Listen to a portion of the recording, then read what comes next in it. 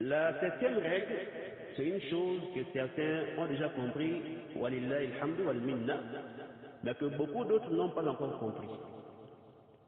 Il s'agit du jumhur. Naam.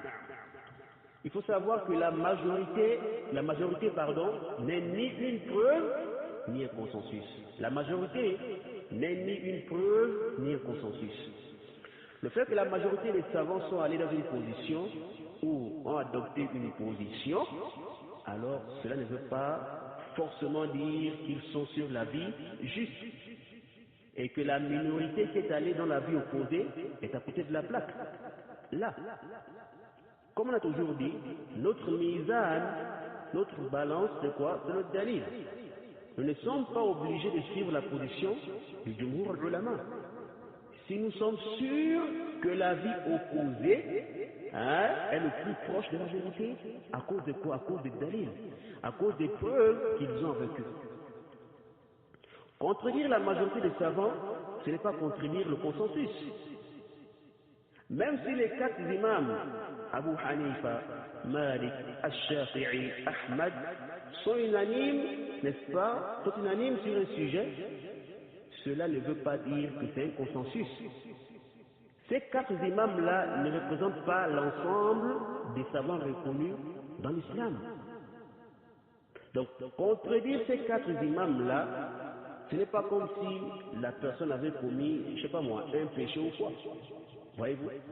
Donc, certaines personnes, lorsqu'elles adoptent une position ou lorsqu'elles prennent une position, et que tu leur demandes, quelle est votre preuve?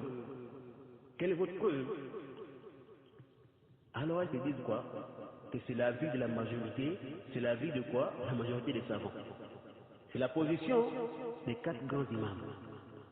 C'est la position de tel groupe de personnes. Comme si la majorité des ulama ou les quatre imams étaient une preuve indépendante ou un consensus. Et d'autres même vont se fanatiser et te réprimander. Pourquoi est-ce que tu contredis la majorité des savants ou l'avis des quatre imams? Vraiment, je m'étonne vraiment de ce genre de comportement, sincèrement. Pensez-vous qu'il n'y a pas plus savants que les quatre imams parmi les savants, même de leur époque?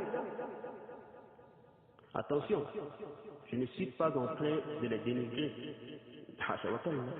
comme certains pourront, n'est-ce pas, comprendre ou essayer de former mes propos ou bien de mal, n'est-ce pas, les interpréter. Là, ces quatre imams-là, il n'y a point de doute qu'ils sont des savants, des très grands savants, ou des très grands savants.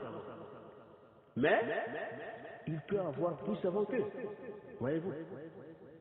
On vient à peine de lire le verset d'Allah dans le Coran, voyez-vous. La parole d'Allah dans le Coran, voyez-vous. Donc, ici, là, et même si on suppose, je dis bien si on suppose, qu'ils sont plus savants que tous les autres, est-ce que cela veut dire que le fait qu'ils soient en accord sur un sujet devient automatiquement un consensus?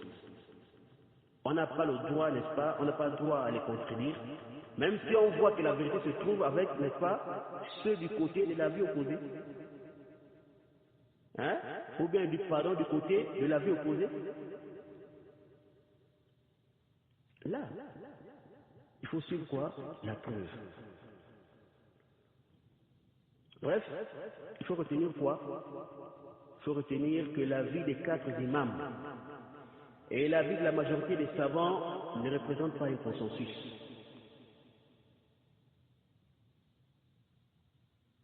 Voyez-vous, la majorité des ulama ne représente pas quoi? Un consensus.